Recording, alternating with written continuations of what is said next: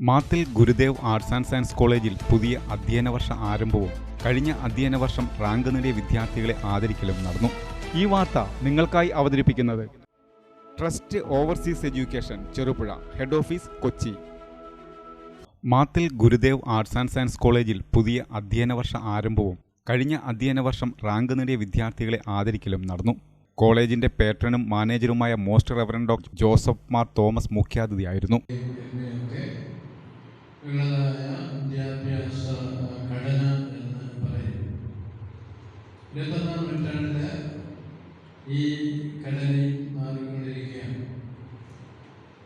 ആൽഫിൻ ടോൾഫ് എന്ന് പറയുന്ന ഒരു പ്രസിദ്ധനായ പണ്ഡിതൻ പറഞ്ഞത് 2050 കഴിയുമ്പോഴത്തേക്ക് ഒരു സെൽഫോൺ കൊണ്ട് നമുക്ക് ആവശ്യമുള്ള എല്ലാ കാര്യങ്ങളും ചെയ്യാനായിട്ട് സാധിക്കും.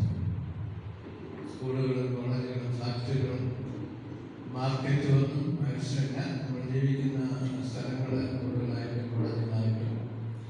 പുതിയ അധ്യയന വർഷത്തിന്റെ ഉദ്ഘാടനവും റാങ്ക് ജേതാക്കൾക്കുള്ള പുരസ്കാരദാനവും അദ്ദേഹം നിർവഹിച്ചു. പൊളിറ്റിക്കൽ സയൻസിൽ ഡോക്ടറേറ്റ് നേടിയ കോളേജിന്റെ സിഇഒയും ഡയറക്ടറുമായ ഫാദർ സാമുവൽ പുതുപ്പാടിയെ പൊന്നാട അണിയിച്ച് ആദരിച്ചു.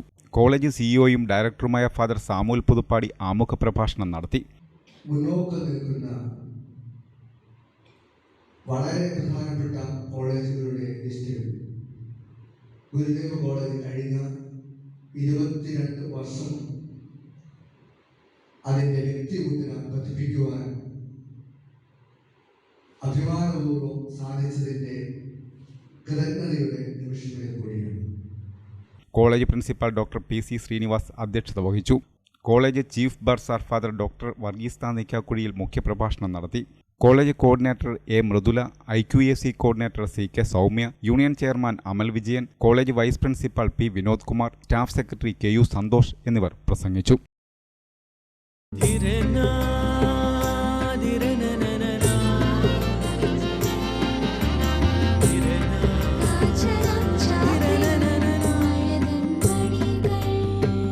ചില ബന്ധങ്ങൾ പവിത്രമാണ്. കണ്ണും നിറയും മനസ്സും നിറയും. സ്വന്തം ജോസ്കോ ജ്വല്ലേഴ്സ്. ഇനി സംശുദ്ധമായ സ്വർണം ചെറുപുഴയിൽ.